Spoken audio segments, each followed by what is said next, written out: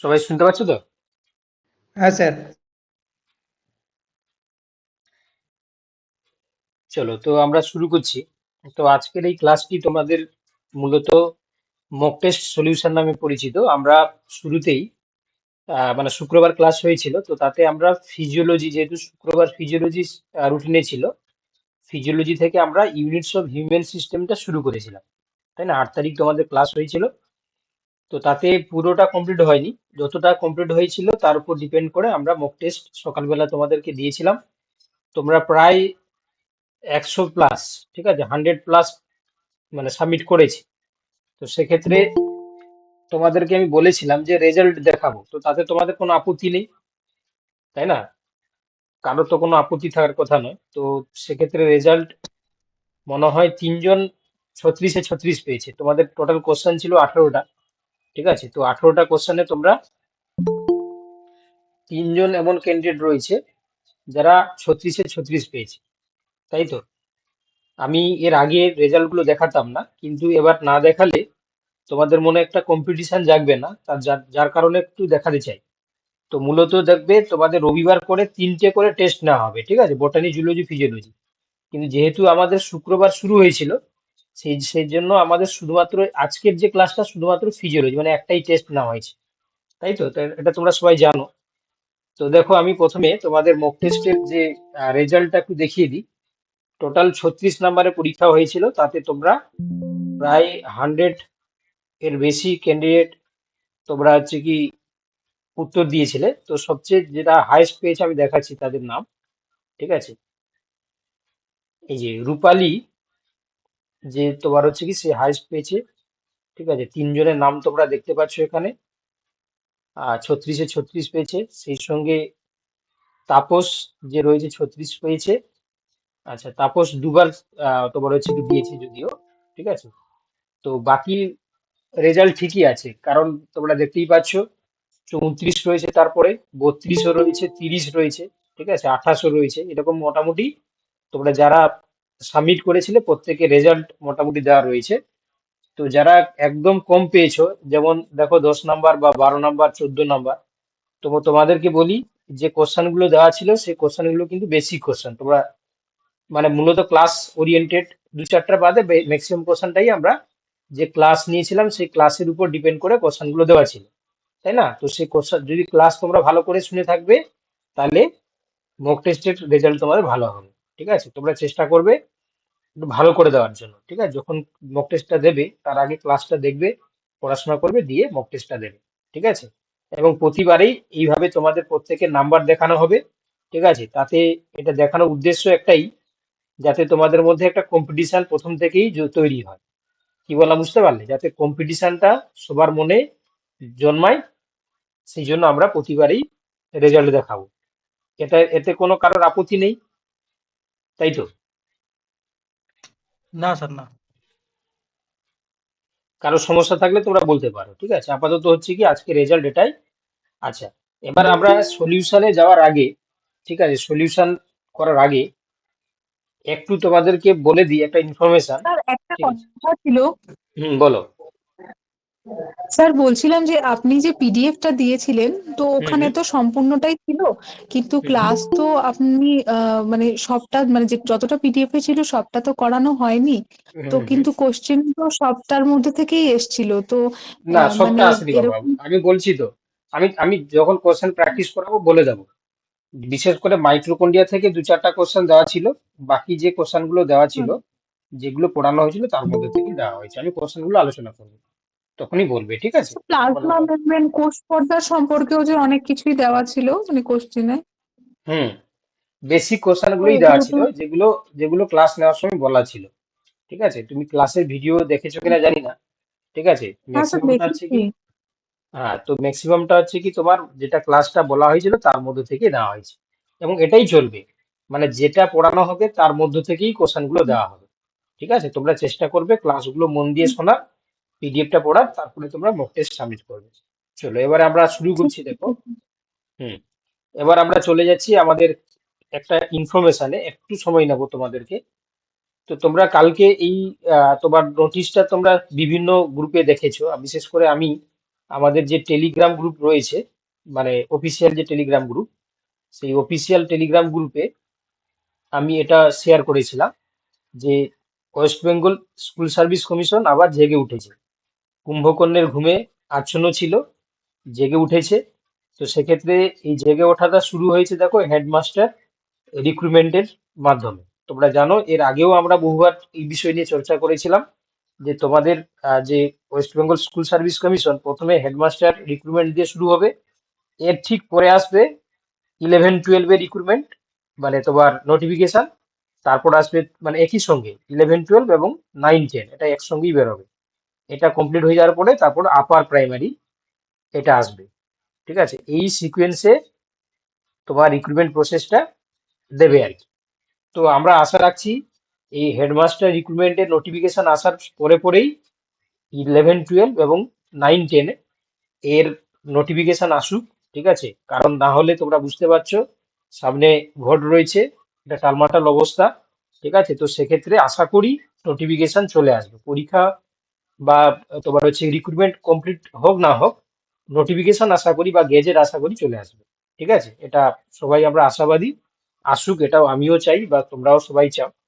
তো এটা এই কারণে তোমাদেরকে বললাম, কারণ প্রিপারেশনটা যারা থিমিয়ে রেখেছো বা তোমরা অনেকেই ভেবে রেখেছো হ্যাঁ আমি একটা কোর্সে জয়েন করেছি, যা পড়ানো হচ্ছে সমস্ত মেটেরিয়ালস তো একটা গ্রুপে রয়েছে, তো যে নোটিফিকেশন আসুক তারপর পড়াশোনা শুরু করবো। তো তাদেরকেই আমি বলছি যে এত মানে ঢিলেমি না করে প্রথম থেকেই যে ক্লাসগুলো দেওয়া হচ্ছে সেগুলো মন দিয়ে দেখো, এবং তোমার যে কাজটা সেই কাজটাকে তুমি সঠিকভাবে করো। ঠিক আছে, না হলে তোমার যে কোনো সময় নোটিফিকেশন চলে এলে তুমি আর টাইম পাবে না, সেই ইয়ের মতন হয়ে যাবে, মাদ্রাসার মতন হয়ে যাবে যে স্যার শুরু করেছিলাম ঠিকই কিন্তু পড়ার মতন পড়া হয়নি, যার কারণে আশানুরূপ পরীক্ষা হয়নি। এই জিনিসটা যাতে না শোনা যায়। ঠিক আছে, প্রথম থেকেই তোমরা মানে টার্গেট তোমার হচ্ছে কি ধরে চলো। আমাদের ট্যাগলাইন দেওয়া রয়েছে দেখো, হার না মানার লড়াই। ঠিক আছে, এই হার না মানার লড়াই যাতে তোমার মনে সবসময় করা দেয়, সেটা যেরকম প্রথম থেকেই কাজ করে। ঠিক আছে, এটা আমি ইন্ডিভিজুয়ালি সবাইকেই বলছি, এই জিনিসটা মাথায় রাখবে। চলো এবার আমরা তাহলে এটা এই যে তোমার এটা আমাদের কোনো কাজে লাগবে না হেডমাস্টার রিক্রুটমেন্ট, কারণ তোমরা জানো যারা স্কুল টিচার রয়েছে যাদের আহ, মানে অলরেডি তোমার হচ্ছে কি শিক্ষকতার সঙ্গে যুক্ত, তারাই শুধুমাত্র এটা পরীক্ষা দিতে পারবে, এর সঙ্গে আমাদের কোনো সম্পর্ক নেই। ঠিক আছে, আমরা অপেক্ষায় থাকলাম যে কবে আমাদের 11-12 এবং 9-10 রিক্রুটমেন্ট প্রসেস মানে শুরু করে West Bengal school service commission, তার দিকে আমরা তাকিয়ে বসে আছি। ঠিক আছে, আপাতত এটা আমাদের কোনো কাজে লাগবে না, এটা জাস্ট রিক্রুটমেন্ট প্রসেসের শুরুর দিকে এই প্রধান শিক্ষক শিক্ষিকা নিয়োগের নোটিফিকেশন আসবে, তারপরে পরেই আমাদের 9-10 আসবে, এটা আমরা আশাবাদী। চলো এবার আমরা কোশ্চেনে চলে যাব। ঠিক আছে, তো তোমাদের যে কোশ্চেন প্রথম দেওয়া ছিল যে কোষ পর্দা আবিষ্কার এবং নামকরণ করেন কে। দেখো আমরা মাদ্রাসার শুরু যখন প্রিপারেশন নিচ্ছিলাম তখন এই ধরনের কোশ্চেন গুলো আমরা মেনলি অ্যাভয়েড করেছিলাম, কারণ আমি তখন ভাবতাম যে এত সোজা কোশ্চেন আসবে না, কিন্তু দেখতেই পাচ্ছ বর্তমানে পুরো বেসিক লেভেল কোশ্চেন গুলো দিচ্ছে। তো সেই জন্য আমরাও যখন মানে প্রস্তুতির জন্য যখন কোর্সটা তৈরি করলাম তখন আমিও ভাবলাম যে এবার যে জিনিসগুলো আমরা করব পুরো একদম বেসিক থেকেই শুরু করবো আর কি। তো এই জন্য আমি আর বেশি মানে মানে তোমার ডিফিকাল্টি কোশ্চেন না দিয়ে বেসিক থেকেই শুরু করেছি। তো তোমরা উত্তর করেছো সবাই, কারণ ম্যাক্সিমাম জন হাইয়েস্ট নাম্বার পেয়েছো, তো এখানে উত্তর হয়ে যাবে অপশন এ টা। তোমরা সবাই করেছো নাগেলি এবং ক্র্যামার। ঠিক আছে, অপশন এ হয়ে যাবে সঠিক উত্তর। আশা করি তোমরা সবাই অপশন এ করেছো। কোশ্চেন যেটা 2 নম্বর যে কোশ্চেনটা ছিল তোমার তরলায়িত মিশ্র নকশা বা ফ্লুইড মোজাইক মডেল, এই মডেলের প্রবক্তা তোমরা জানো যে এটা পরীক্ষায় হয়েছিল তোমাদের মাদ্রাস সার্ভিসে। অপশন এ করেছো তোমরা সবাই, উত্তর হয়ে যাবে সিঙ্গার এবং নিকলসন। অপশন এই সঠিক উত্তর রয়েছে।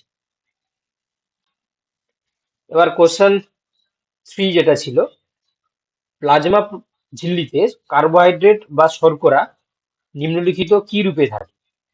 একটা কার্বোহাইড্রেট বা শর্করা তোমরা জানো প্রধান উপাদান হচ্ছে কি প্রোটিন, লিপিড এবং কার্বোহাইড্রেট। তো এই কার্বোহাইড্রেট সবচেয়ে কম পরিমাণে প্রোটিন বা লিপিডের তুলনায় থাকে। তো সেই কার্বোহাইড্রেট যে রূপে থাকে তোমরা নিশ্চয়ই সবাই করেছো, তাই না? তোমরা উত্তরও এখানে দিচ্ছ। আচ্ছা, যারা নতুন রয়েছে তোমাদেরকে বলে দিই, যারা মাদ্রাসাতে ছিল তারা জানে বলে তারা দেখো টাইপ করে অ্যান্সার দিচ্ছে। তোমরা যারা নতুন রয়েছো, ঠিক আছে, তোমরা কিন্তু তোমাদের উত্তর কিন্তু দিতে পারো। দেখো 3 স্টার নিচের দিকে যেটা রয়েছে তাতে ক্লিক করলে তোমার দেখো ইন কল মেসেজ যেটা রয়েছে না, ওটাতে ক্লিক করলে তোমরা তোমার উত্তরটা কিন্তু দিতে পারবে। কি বলা বুঝতে পারলে? তোমরা তোমার উত্তরটা কিন্তু দিতে পারবে। ঠিক আছে, সবার জন্য খোলা রয়েছে। তোমরা তোমাদের উত্তর কিন্তু এখানে সাবমিট করতে পারবে। হুম। আর একটা জিনিস, যারা ক্লাস করছো সবাই মক টেস্ট সাবমিট করেছো তো? যারা ক্লাস করছো সবাই তোমরা মক টেস্ট সাবমিট করেছো? কেউ কি আছো যে মক টেস্ট এখনো হ্যাঁ দাওনি? স্যার। রাজেশ বাবা, তুমি তুমি হচ্ছে কি শেয়ার করো না রাজেশ, স্টপ শেয়ার করো। তোমাকে শেয়ার করতে হবে না রাজেশ। তুমি আবার হোয়াটসঅ্যাপ খুলে বসে গেলে, তুমি শেয়ার করছো কেন স্ক্রিন? স্টপ শেয়ারিং করো।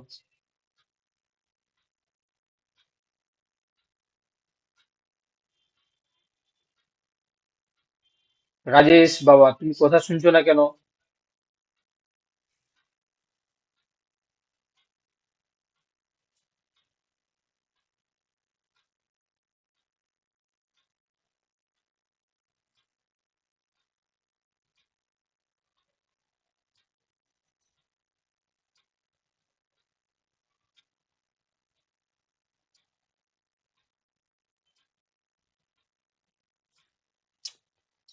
ছেলেগুলো।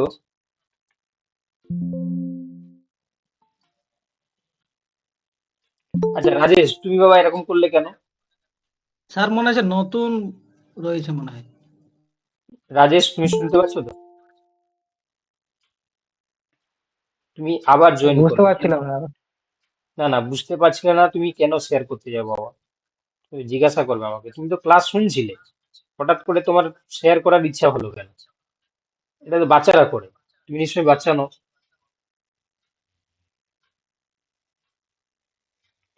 দেখো তাহলে এখানে তোমরা অবভিয়াসলি অ্যান্সার করেছো অপশন ডি, তাই না? সবাই অপশন ডি করেছো, যে প্লাজমা ঝিল্লি বা প্লাজমা মেমব্রেনে কার্বোহাইড্রেট বা শর্করা গ্লাইকোপ্রোটিন এবং গ্লাইকোলিপিড হিসাবে থাকে। অপশন ডি, আশা করি সবাই তোমরা অ্যান্সার করেছো, অপশন ডি হয়ে যাবে সঠিক উত্তর। চলো পরে কোশ্চেন। প্লাজমা ঝিল্লিতে যে ধরনের লিপিড সবচেয়ে বেশি থাকে? হুম। এখানে দেখো কোলেস্টেরল, স্টেরয়েড, ট্রাইগ্লিসারাইড এবং ফসফোলিপিড, এদের মধ্যে কোনটা সবচেয়ে বেশি থাকে? হ্যাঁ, তোমরা অপশন ডি বলছো। ঠিক আছে, তোমরা অপশন ডি বলছো এবং অপশন ডি হয়ে যাবে সঠিক উত্তর। ফসফোলিপিড, এটা আমাদের প্লাজমা মেমব্রেনে সবচেয়ে বেশি থাকে, তো এই জন্য অপশন ডি হয়ে যাবে সঠিক উত্তর। ঠিক আছে, ফসফোলিপিড সবচেয়ে বেশি পরিমাণে থাকে। হুম। তো আজকে তোমাদের বলে রাখি, তোমাদের যারা নতুন জয়েন করেছো, ঠিক আছে, নতুন যারা জয়েন করেছো তাদের জন্য বলে রাখি, তোমরা নিশ্চয়ই সিস্টেম শুনে নিয়েছো। ঠিক আছে, তোমাদের সোম, বুধ, শুক্র আর রবি, এই 4 দিন তোমাদের ক্লাস দেওয়া হবে। সোমবার হচ্ছে তোমার বোটানি, বুধবার হচ্ছে জুলজি, শুক্রবার হচ্ছে ফিজিওলজি। ঠিক আছে, রাত 10টা থেকে 11:30 পর্যন্ত ক্লাস চলবে। আমরা পুরো বেসিক লেভেল জিনিসগুলোকে ধরে ধরে পড়বো। এই কোর্সটা নাম হচ্ছে প্রতিজ্ঞা ব্যাচ কোর্স। এটা 6 মান্থের কোর্স। ঠিক আছে, 6 মান্থস। তো সেক্ষেত্রে এই 6 মান্থসের মধ্যে আমরা বটানি, জুলজি, ফিজিওলজি শেষ করব। হুম। এবার সোমবার, বুধবার এবং শুক্রবারে যে ক্লাসগুলো হয় বা করানো হবে, সেই ক্লাসগুলোর উপর মক টেস্ট বানিয়ে রবিবার সকালবেলায় আমরা তোমাদের টেলিগ্রাম গ্রুপ এবং হোয়াটসঅ্যাপ গ্রুপে দিয়ে দেবো।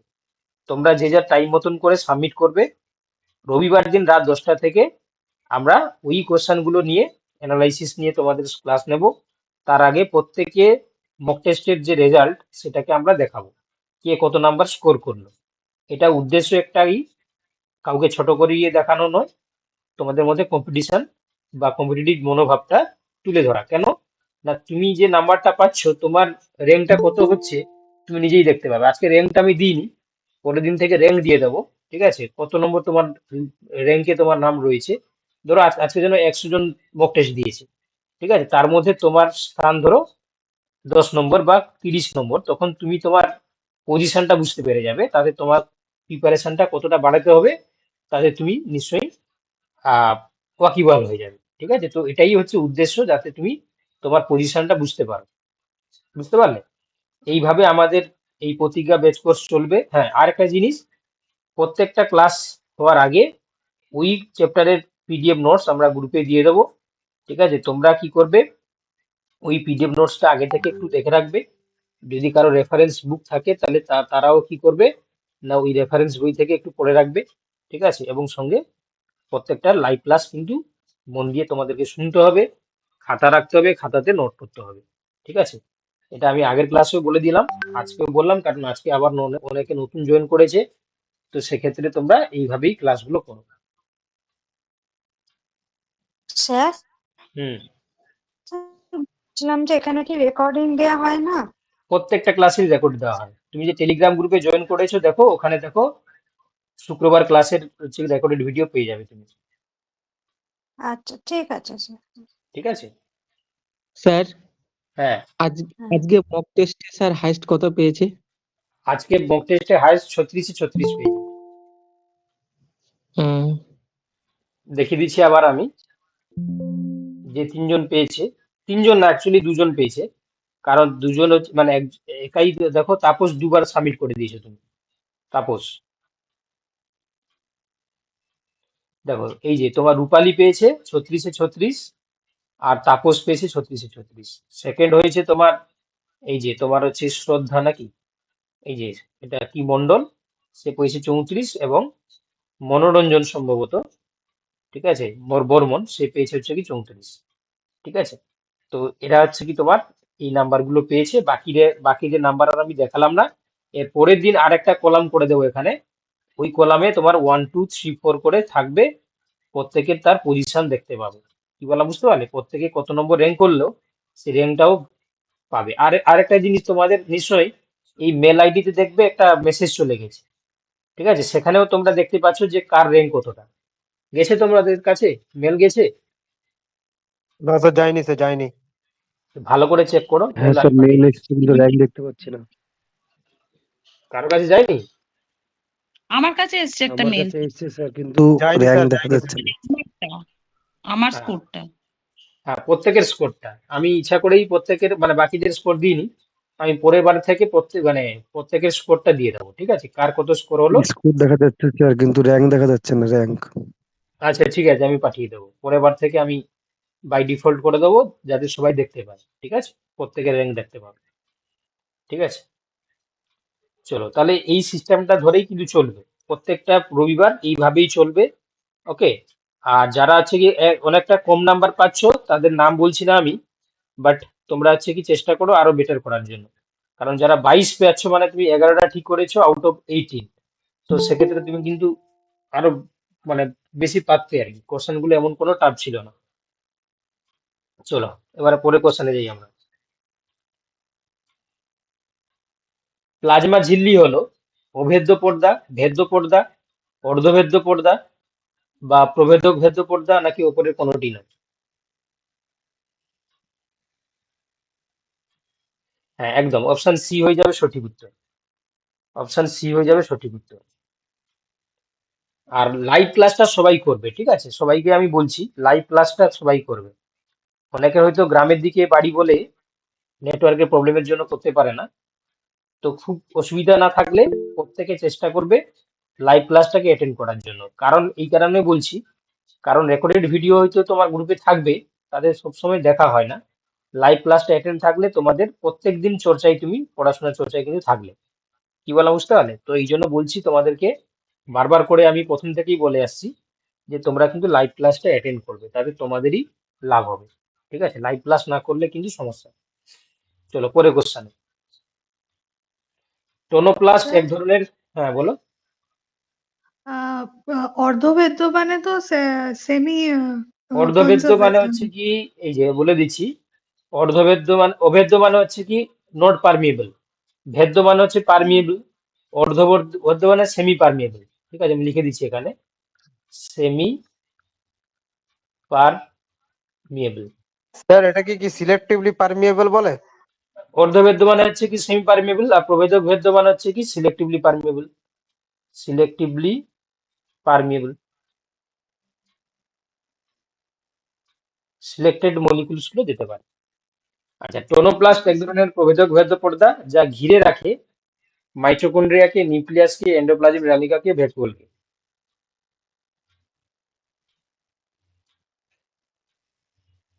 একদম, তাহলে তোমরা জানো কোষ গহ্বর বা ভ্যাকুওল, এটাকে বলা হয় কোষ স্যার কোশ্চেনটা গহ্বর। মাদ্রাসাতে এসেছিল কোশ্চেনটা। মাদ্রাসাতেও এসেছিল, এটা উত্তর হয়ে যাবে অপশন ডি। ঠিক আছে, অপশন ডি হয়ে যাবে সঠিক উত্তর, কোষ গহ্বর বা ভ্যাকুওলকে ঘিরে রাখে। আচ্ছা, এবার এটাও তোমরা দেখো যে প্লাজমা ঝিল্লির দুটি আমরা বৈশিষ্ট্য বা প্রপার্টিজ দেখতে পাই। একটা দেখো ফ্যাগোসাইটোসিস, একটা হচ্ছে পিনোসাইটোসিস। এটার পার্থক্য কি?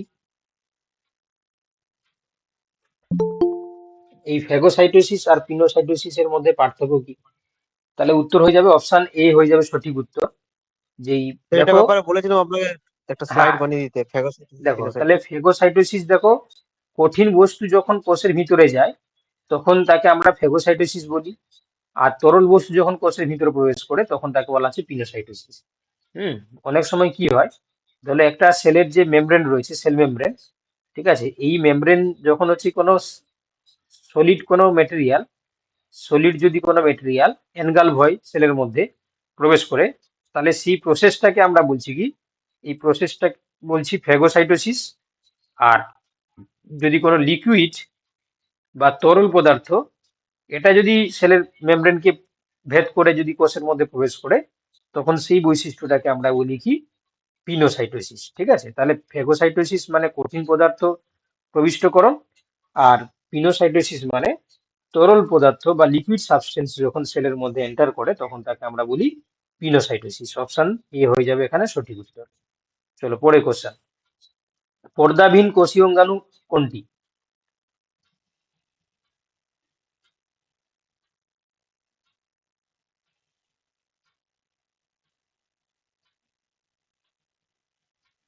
এটা তোমরা সবাই পারবে, এগুলো সব বেসিক কোশ্চেন। ঠিক আছে, এগুলো একদম পুরো বেসিক কোশ্চেন। এটা রাইবোজোম হয়ে যাবে সঠিক উত্তর। তো যদি আমি তোমাদেরকে জিজ্ঞাসা করি যে রাইবোজোম ছাড়া বাকি আরেকটা কোষীয় অঙ্গাণুর নাম বলো যার পর্দা থাকে না, কেউ বলতে পারবে? Centrosome. Centrosome, centrosome, centrosome. Centrosome, centrosome. তো এটা থাকে কোথায়? এটা আছে প্রাণী কোষে থাকে, প্রাণী কোষে থাকে। ঠিক আছে, প্রাণী কোষে প্রেজেন্স থাকে। কোষ বিভাজনে কাজ করে না স্যার? এটা আছে কি তোমার, হ্যাঁ, এটা স্পিন্ডিল ফাইবার ফরমেশনের মাধ্যমে তোমার জানো ক্রোমোজোম সেপারেশনে সাহায্য করে, যেটা কোষ ডিভিশনে সাহায্য করে। তো দেখো তোমরা নিশ্চয়ই জানো যে দ্বি একক পর্দা বিশিষ্ট কোষীয় অঙ্গাণুর নাম কি কি হবে? দ্বি একক মাইটোকন্ড্রিয়া, নিউক্লিয়াস, প্লাস্টিড। ক্লোরোপ্লাস্টিড। হ্যাঁ, ক্লোরোপ্লাস্ট, মাইটোকন্ড্রিয়া, আর হচ্ছে কি নিউক্লিয়াস। আর বাকিগুলোর মধ্যে এই রাইবোজোম, সেন্ট্রোজোম হচ্ছে পর্দাবিহীন বা তোমার হচ্ছে মেমব্রেনলেস, আর বাকিগুলো সব সব ইউনিট মেমব্রেন, তাই না? চলো নেক্সট কোশ্চেন দেখো, মাইটোকন্ড্রিয়া ও ক্লোরোপ্লাস্ট ও নিজ প্রতিলিপি গঠনকারী। স্যার হুম, বাবা আমি ক্লাস নিচ্ছি, লাইভ ক্লাস চলছে, বলো কি বলছো? বলছি লিউকোপ্লাস্ট আর ক্রোমোপ্লাস্ট এটা কি ডবল মেমব্রেন না? লিউকোপ্লাস্ট আর ক্রোমোপ্লাস্ট, ক্রোমোপ্লাস্ট। লিউকোপ্লাস্ট কি ডবল মেমব্রেন নয় বলছে? ক্রোমোপ্লাস্ট, লিউকোপ্লাস্ট, এটা প্লাস্টিডের ভাগ বাবা। এগুলো হচ্ছে তোমার প্লাস্টিডের ভাগ। এগুলো তো হচ্ছে কি তোমার ক্লোরোপ্লাস্ট মানে হচ্ছে কি ডাবল মেমব্রেন। বলো কি বলছো? হ্যাঁ, না না, ওই যে বললেন আপনি ডবল মেমব্রেন লেয়ার নিউক্লিয়াস আর প্লাস্টিড পত্রিকা আর পেজে জয়েন মাইটোকন্ড্রিয়া, করতে এটা গেলে আপনি পেমেন্ট করে জয়েন করে যান। ঠিক আছে, আপনাকে তো বললাম তখন। ঠিক আছে, কোনো কোনো অসুবিধা নেই, কোনো অসুবিধা নেই, আমি এখন লাইভ ক্লাসই নিচ্ছি, তোমাদের বেস্টটাই নিচ্ছি। হুম হুম, হ্যাঁ বলো কি বলছো, কি বলছিলে বলো। হ্যাঁ বলছি স্যার, ওই যে ক্লোরোপ্লাস্ট বললেন না, বলছি ওটা হুম, ক্লোরোপ্লাস্ট বললেন, ওই জন্য ভাবলাম যে লিউকোপ্লাস্ট আর ক্রোমোপ্লাস্ট হয়তো ডবল মেমব্রেন না। অ্যাকচুয়ালি না না, ওরই তো রূপভেদ বাবা, ক্লোরোপ্লাস্টেরই তো হচ্ছে কি প্রকারভেদ। ক্লোরোপ্লাস্টের হচ্ছে কি প্রকারভেদ, যেহেতু সেক্ষেত্রে ওগুলো ডাবল মেমব্রেনাস। ঠিক আছে, চলো দেখো তাহলে এই কোশ্চেনের উত্তর কি হবে। এটা মনে হয় তোমাদের লাইভ ক্লাসে আমি ডিসকাস করেছিলাম। মাইটোকন্ড্রিয়ার ক্লোরোপ্লাস্টকে আমরা কি বলেছিলাম, অর্ধ স্বয়ংক্রিয় বা সেমি অটোনমাস বলেছিলাম, তাই না? Semi autonomous. তো এটার পিছনে কারণও বলেছিলাম যে এদের নিজস্ব ডিএনএ থাকে, আরএনএ থাকে এবং রাইবোজোম থাকে, তাই না? অপশন বি হয়ে যাবে সঠিক উত্তর। তাহলে অপশন বি যারা তোমরা হচ্ছে কি অনেকেই অ্যান্সার করেছো। চলো next question.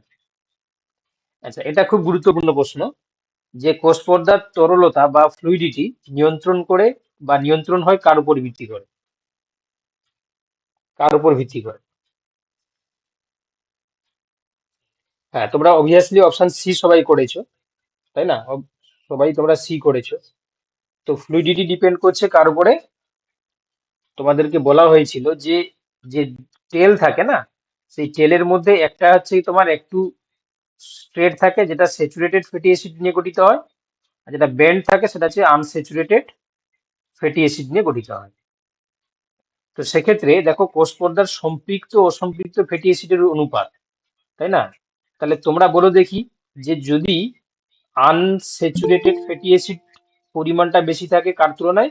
Saturated fatty acid তুলনায়, তাহলে ফ্লুইডিটি বাড়বে না কমবে? বাড়বে স্যার। বাড়বে। কারণ দেখতেই পাচ্ছ আনস্যাচুরেটেড ফ্যাটি অ্যাসিড থাকার জন্য তোমরা জানো যে কার্বন কার্বনের মধ্যে ডাবল বন্ড তৈরি হয়, তাহলে সেখানে হচ্ছে বেন্ড তৈরি হবে। যত বেন্ড তৈরি হবে মানে কি, মাঝখানে অ্যাঙ্গেলের লেন্থটা বেড়ে যাবে। তো সেক্ষেত্রে আনস্যাচুরেটেড ফ্যাটি অ্যাসিড থাকা বেশি মানে ফ্লুইডিটি হচ্ছে কি বাড়বে। ঠিক আছে, তাহলে এটা তোমরা মনে রাখবে। তাহলে তোমরা মনে রাখবে যে একটা সেল মেমব্রেনে স্যাচুরেটেড এবং আনস্যাচুরেটেড ফ্যাটি অ্যাসিডের মানে তোমার হচ্ছে কি পজিশনের উপর ভিত্তি করে বা তাদের অনুপাতের উপর ভিত্তি করে একটা সেল মেমব্রেনের ফ্লুইডিটি নির্ভর করছে। চলো নেক্সট কোশ্চেন। কোষ পর্দার ফসফোলিপিডের ক্ষেত্রে কোনটি সত্য নয়?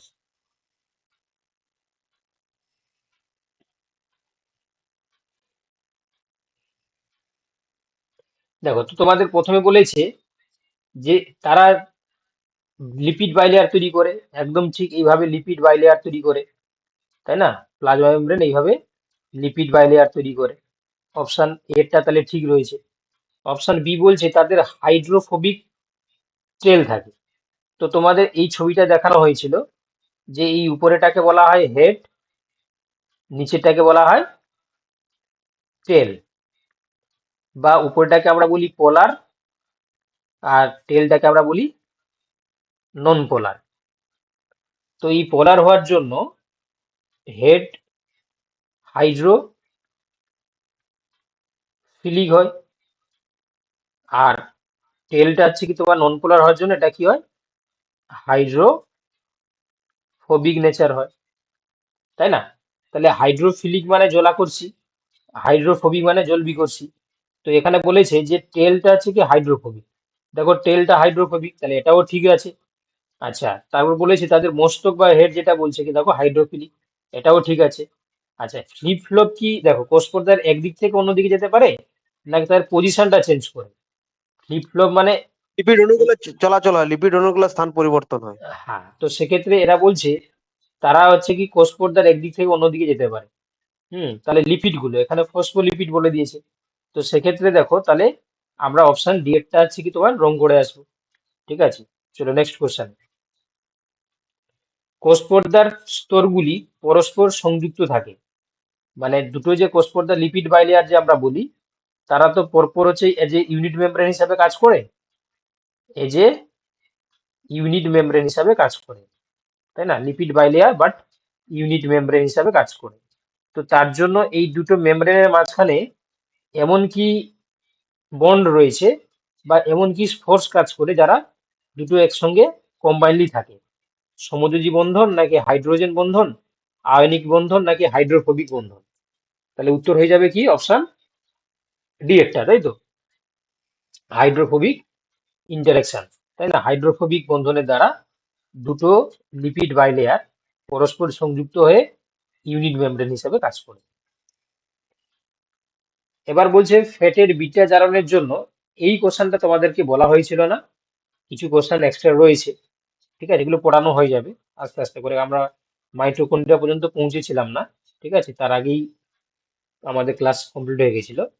তো এই জিনিসটা তোমাদের বলে রাখি। তোমরা জানো যে সবাত শ্বসন বা যেটাকে আমরা বলি এরোবিক রেসপিরেশন, এর টোটাল কটা স্টেপ থাকে বলো দেখি? 4টা স্টেপ থাকে। কি কি? প্রথম হচ্ছে গ্লাইকোলাইসিস, কোথায় হয়?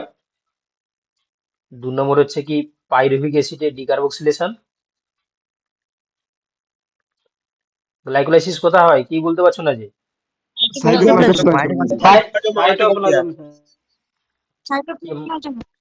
মাইটোকন্ড্রিয়াতে কে বললো? তাপস বলেছে। তাপস বললো মাইটোকন্ড্রিয়া? স্যার সাইটোপ্লাজমে হবে আর মাইটোকন্ড্রিয়াতে হবে না?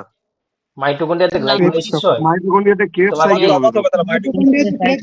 মাইটোকন্ড্রিয়াতে অবাত শোষণ হবে তার মানে। ক্রেবস আর অন্তঃপর্দায় হবে এই যে ইটিএস। তোমাকে তাপস 1 মাস ব্যান করে দেবো, লাইভ ক্লাস করতে পারবে না, ঠিক আছে? ভুলভাল উত্তর বলছো তুমি। গ্লাইকোলাইসিস কোথায় হয়? সাইটোপ্লাজমে হয়, সাইটোপ্লাজমে।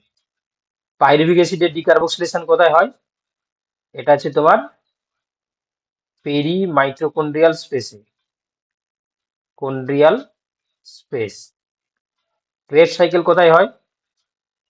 মাইটোকন্ড্রিয়ার ম্যাট্রিক্সে হয়, মাইটোকন্ড্রিয়ার ম্যাট্রিক্স বা ধাত্রতে হয়, বা ধাত্রতে হয়। ইটিএসটা কোথায় হয়?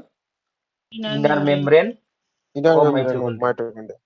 Inner membrane of sir 2 number mitochondria. Sir 2 নম্বরটা কি বললে? এই যে তোমার একটা, তুমি যদি একটা মাইটোকন্ড্রিয়া দেখো, তার দুটো তো হচ্ছে কি তোমার প্রকোষ্ঠ থাকে না? একটা মাইটোকন্ড্রিয়া যদি আমরা দেখি, দুটো প্রকোষ্ঠ হ্যাঁ। থাকবে। একটা হচ্ছে তোমার ইনার ওয়াল,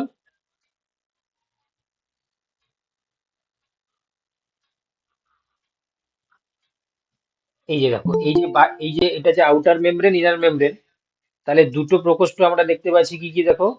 এইটা হচ্ছে কি তোমার peri mitochondrial space, peri mitochondrial space. আর এটা হচ্ছে কি তোমার outer membrane, this is inner membrane, this is inner, মানে তোমার হচ্ছে কি অন্তঃপ্রকোষ্ঠ, যেটাকে আমরা বলি ম্যাট্রিক্স বলি। ম্যাট্রিক্স বা ধাত্র। তো সেক্ষেত্রে দেখো গ্লাইকোলাইসিস তো সেলে সাইটোপ্লাজমে হয়ে গেল। তারপর কি তৈরি হয়? গ্লাইকোলাইসিসে আলটিমেট রেজাল্ট তৈরি হয় পাইরুভিক অ্যাসিড। এই পাইরুভিক অ্যাসিডের ডিকার্বক্সিলেশন ঘটে কোথায়? এই যে তোমার দেখতে পাচ্ছ আউটার মেমব্রেন ইনার মেমব্রেনের মাঝখানে পেরি মাইটোকন্ড্রিয়াল স্পেস, ওখানে হয়। ক্রেবস সাইকেল কোথায় হয়? না এই ম্যাট্রিক্সের হয়, ঠিক আছে, মাইটোকন্ড্রিয়াল ম্যাট্রিক্সে হয়। আর তোমার ইটিএসটা হচ্ছে দেখো এই যে inner membrane of the mitochondria, ঠিক আছে। তো সেক্ষেত্রে এখানে যেহেতু বলেছে ফ্যাটি অ্যাসিডের জারণের জন্য প্রয়োজনীয় উৎসেচক গুলো থাকবে কোথায়? না ধাত্র বা ম্যাট্রিক্সের মধ্যে থাকে। মাইটোকন্ড্রিয়াতে এই যে ধাত্র বা ম্যাট্রিক্সের মধ্যে ফ্যাটি অ্যাসিড বিটা অক্সিডেশনের জন্য প্রয়োজনীয় এনজাইম গুলো এই ম্যাট্রিক্সের মধ্যে থাকে বলে অপশন সি হয়ে যাবে সঠিক উত্তর। চলো পরে কোশ্চেন দেখো। প্রোক্যারিওটিক কোষ পর্দা বা সেল মেমব্রেন গঠিত হয় কিসে, মানে কোন উপাদান দ্বারা?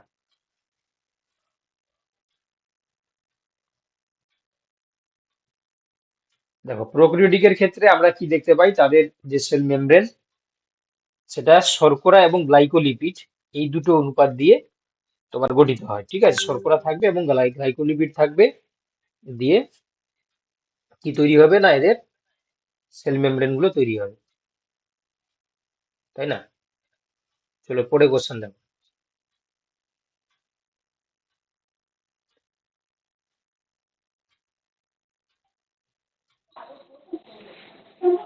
Hello hello sir. বলো বলো বলো বলো স্যার বলো, শুনতে পাচ্ছি। স্যার বলছি কি প্রোক্যারিওটিক কোষের তো নিজস্ব ক্লোরোফিল থাকে না, ওরা শর্করা তৈরি করতে পারে? মানে আমার জানা নেই স্যার, জিজ্ঞেস করছি। নিজস্ব শর্করা কারা? ক্লোরোফিল তো থাকে না প্রোক্যারিওট। প্রোক্যারিওটিক কোষ। হ্যাঁ হ্যাঁ প্রোক্যারিওটিকের হ্যাঁ। ক্ষেত্রে তুমি যা মানে মেনশন করে দিতে হবে, কিছু প্রোক্যারিওট রয়েছে যাদের ধরো ব্যাকটেরিয়া, তাদের ব্যাকটেরিয়া ক্লোরোফিল থাকে, তাই না? ব্যাকটেরিয়া ক্লোরোফিল হচ্ছে তোমার সাহায্যে তারা খাদ্য তৈরি করতে পারে। কি বলা বুঝতে পারলে?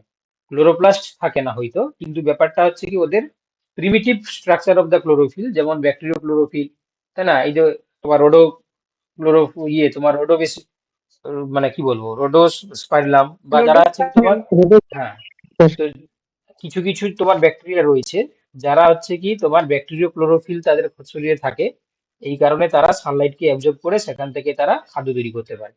কি বলা বুঝতে পারলে? তো প্রোক্যারিওটিকের ক্ষেত্রে কিছু কিছু মেম্বার রয়েছে যারা কিন্তু ফটোসিনথেসিস করতে পারে।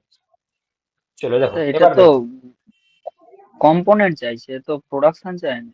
সেল ওয়ালটা কি কম্পোনেন্ট নিয়ে তৈরি, প্রোডাকশন তো কেন হবে?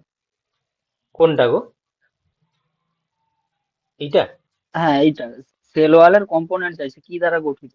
এ তো হ্যাঁ, ক্লোরোফিল থাকুক না থাকুক এটা তো না না, তার উপর সে ডিপেন্ড করে সে না। তার তার নিজস্ব কোশ্চেন ছিল, সে জিজ্ঞাসা করছে, এই আচ্ছা কোশ্চেনের আচ্ছা, হ্যাঁ সাপেক্ষে বলেনি, সে তার নিজস্ব কোয়েরি থেকে বলছে। আচ্ছা, কোনটি কোষ স্যার পর্দা স্যার অভেদ্য? আরেকটা স্যার হুম, আরেকটা কোশ্চেন আছে, বললাম কি যে হচ্ছে প্লাজমা মেমব্রেনের যে এগুলো আছে, থিওরি গুলো আছে স্যার, ওগুলো তো নোটসে আছে, তো ওগুলো কি আপনি পড়াবেন আবার? হ্যাঁ, পড়ানো হবে তোমাদের, বাকি যে ক্লাসগুলো রয়েছে পড়ানো হবে, ঠিক আছে, ওয়েট করে পড়ানো হবে। ওকে স্যার, ওকে ওকে। তো এখানে উত্তর হয়ে যাবে কোনটা? তোমরা অবভিয়াসলি অপশন সি সবাই বলেছো, গ্লুকোজ 6 ফসফেট। চলো পরের কোশ্চেন, আর্জেন্টাফিন কোষ কোথায় দেখা যায়? আর্জেন্টাফিন কোষ, তো আমরা দেখবে তোমরা প্রায় হচ্ছে কি, আমার যতটুকু মনে পড়ছে 25টা থেকে 30টা মতন এনিমেল সেল আর প্লান্ট সেল মিশিয়ে আর কি। তো প্রত্যেকটা সেলের কোথায়, মানে সেলগুলো কোথায় থাকে, কোথায় থাকে আর কাজ কি, এই দুটো আকারে তোমাদের যে নোটসটা দেওয়া রয়েছে সেটা তোমরা ভালো করে পড়বে, ঠিক আছে? ওটা তোমরা ভালো করে পড়বে, কারণ দেখতেই পাচ্ছ যে ওই রকম ধরনের কোশ্চেন দেওয়ার প্রবণতা অনেকটাই বাড়ছে, তো তাতে তোমাদেরই বেনিফিটেড হবে, ঠিক আছে? তো এই জন্য যেহেতু আমরা যে এই চ্যাপ্টারটা শুরু করেছিলাম, তো সেই জন্য এখান থেকে কোশ্চেন দেওয়া ছিল। তো আর্জেন্টাফিন কোষ আমরা কোথায় দেখতে পাই? পাকস্থলী এবং ক্ষুদ্রান্ত্রে। তাহলে কেউ বলে দেখি এর কাজ কি? এটা কিন্তু নোটসে ছিল বা পড়ানো হয়েছিল। আর্জেন্টাফিন কোষের সেরোটোনিন কাজ কি? সেরোটোনিন ক্ষরণ করা। কে বলতে পারবে আর্জেন্টাফিন কোষের কাজ? সেরোটোনিন ক্ষরণ করা। তুমি বলছো সেরোটোনিন ক্ষরণ করা, বাকিরা কি বলছে?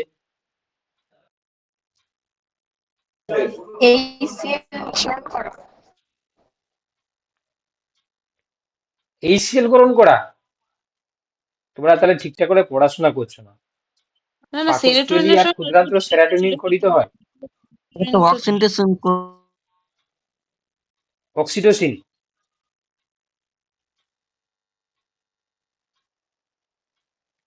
কেউই পড়াশোনা করছো না বাবা, তাই না? গ্যাস্ট্রিন ক্ষরণ করা। তা সেরোটোনিন। সেরোটোনিন, তোমাদের তোমাদের এন্টার যে গ্লুকান। আর্জেন্টাফিন বলা ছিল যে পাকস্থলী এবং ক্ষুদ্রান্ত্রে হচ্ছে কি তোমার, তাহলে ওই যে তোমরা সেরোটোনিন কোথা থেকে পাচ্ছো, বা তোমার হচ্ছে কি কি বলে আর কি সব বলছিল, তো এই গ্যাস্ট্রিক। হ্যাঁ, গ্যাস্ট্রিন আর্জেন্টাফিন, করানো হয়। হ্যাঁ, গ্যাস্ট্রিকরণ এন্টারোগ্লুকোন করে। এবং গেস্ট্রিন ক্ষরণ ও করা একদম, সেরোটোনিন। ঠিক আছে? যেহেতু হচ্ছে কি আমরা বলছি পাকস্থলী এবং ক্ষুদ্রান্ত্র, তাই না? তো সেক্ষেত্রে তোমরা বলবে গেস্ট্রিন ক্ষরণ করা, এন্টারোগ্লুকোন ক্ষরণ করা, ঠিক আছে? আর যখন এই আর্জেন্টাফিন হচ্ছে কি অন্তঃক্ষরা কোষ হিসাবে কাজ করে, তখন হচ্ছে কি তোমার এখান থেকে সেরোটোনিন অনেক সময় ক্ষরিত হয়, তাই না? আর এটা কিছু কিছু ক্ষেত্রে আমরা দেখতে পাই কি এই ধরনের কাজটা করে থাকে। তো এই আর্জেন্টাফিনের আরেকটা নাম ছিল, তার নাম বলতে পারবে?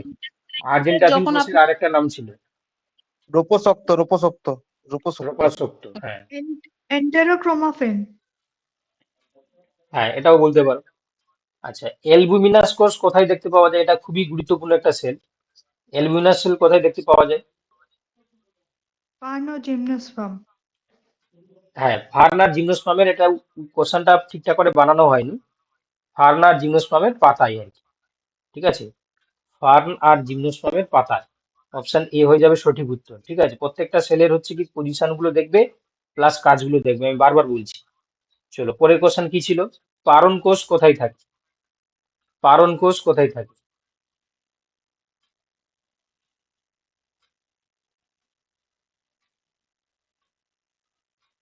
হ্যাঁ, অপশন হচ্ছে কি এ হবে না বাবা, যে এ বলছে হবে না, অপশন বি হয়ে যাবে। একবীজপত্রী উদ্ভিদের মূলের অন্তঃস্থকে পারণ কোষ থাকে। ঠিক আছে, এর কাজ কি কে বলতে পারবে? পারণ কোষের কি কাজ? এটা উদ্ভিদ কোষ থেকে ওয়াটার নেওয়া অ্যাবজর্ব হয়েছিল। করে জাইলেম ভেসেলসে পাঠায়। ওয়াটার অ্যাবজর্ব করে জাইলেম কোষে পাঠানো। হ্যাঁ স্যার।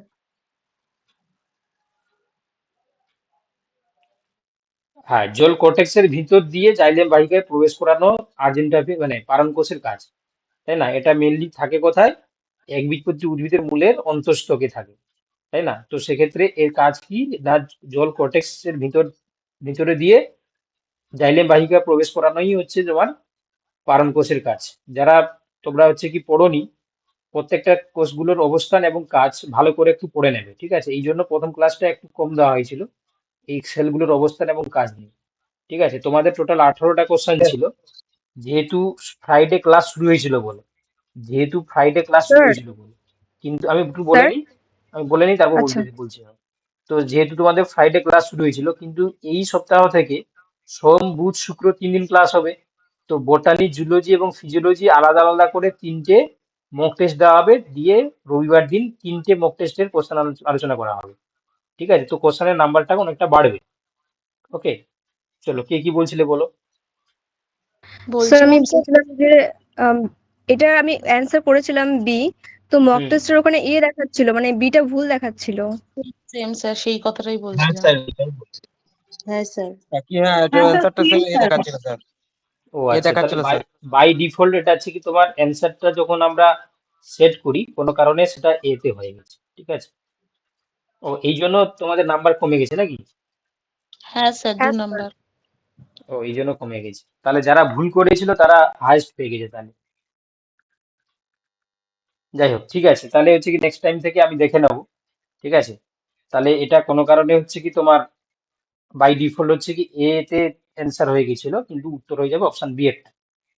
ঠিক আছে, যাই হোক, তাহলে আমি প্রথম থেকে যারা দেরি করে জয়েন করেছিল তার জন্য আমি প্রথম থেকে যে কোশ্চেন গুলো ছিল সেই কোশ্চেন গুলোর অ্যান্সার গুলো একটু বলে দিই। দেখো, প্রথম যে কোশ্চেনটা ছিল তার উত্তর কি হলো এখানে? কোষপদের আবিষ্কর্তা নাগলি এবং ক্র্যামার।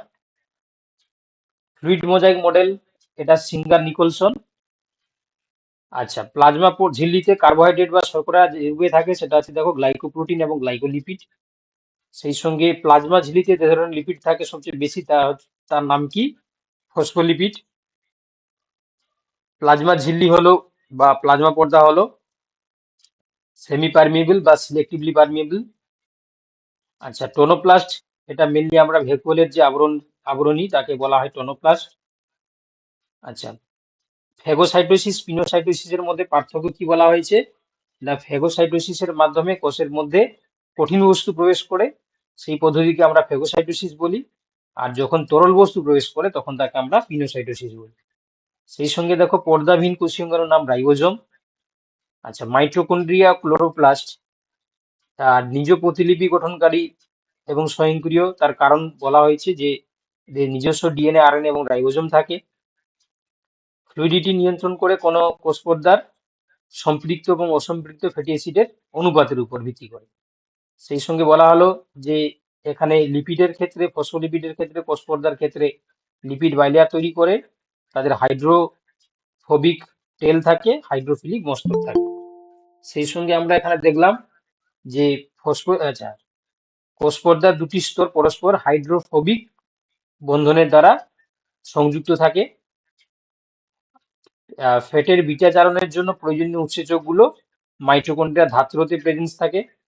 আচ্ছা, প্রোক্যারিওটিক কোষ পর্দা গঠিত কাদের দ্বারা? শর্করা এবং গ্লাইকোলিপিড দ্বারা।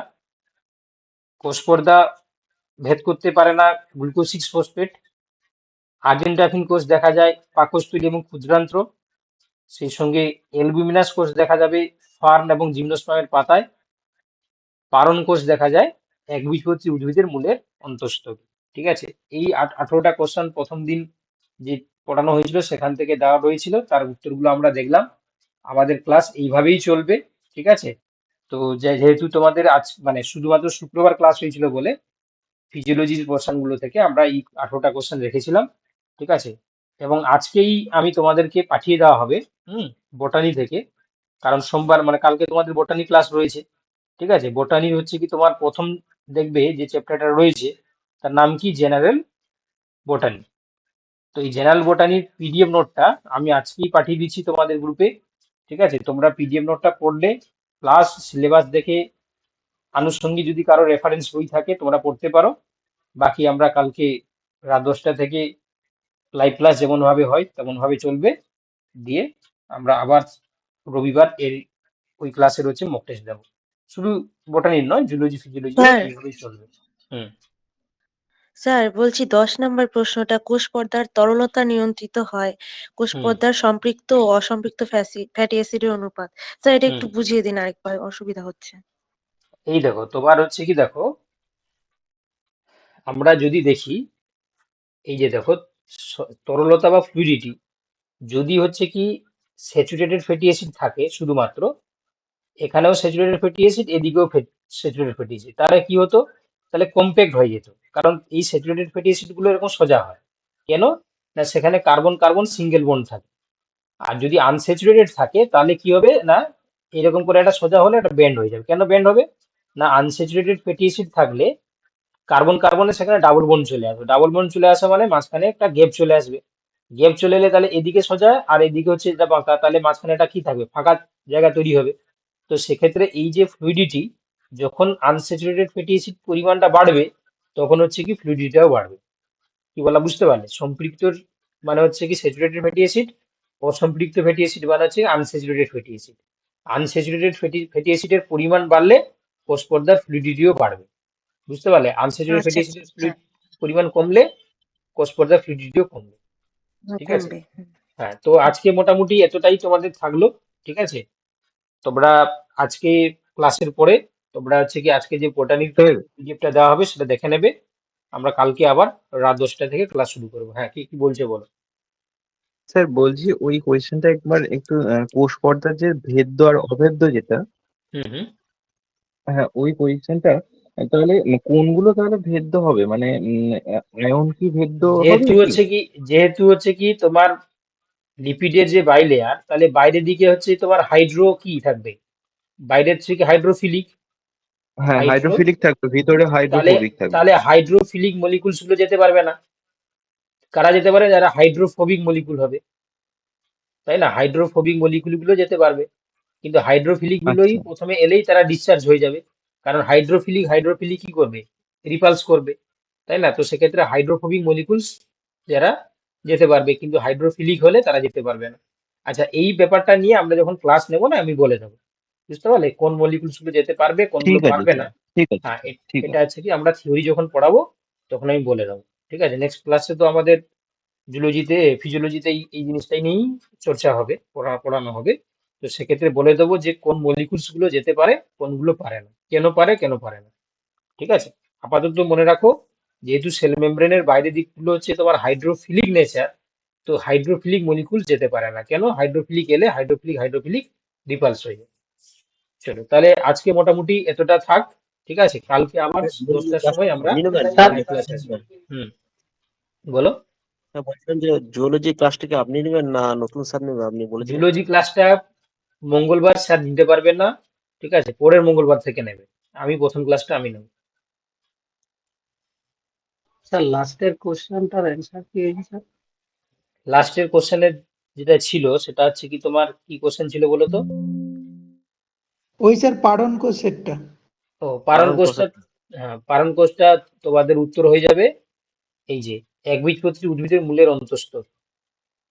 ঠিক আছে, অপশন বি হয়ে যাবে। এটা মক টেস্টে একটু প্রবলেম ছিল, অপশন এটা বাই ডিফল্ট হয়ে গেছিল বলে সমস্যা হয়ে গেছে, ওটা অপশন বি হবে। হ্যাঁ, অপশন বি হয়ে যাবে সঠিক উত্তর। ঠিক আছে।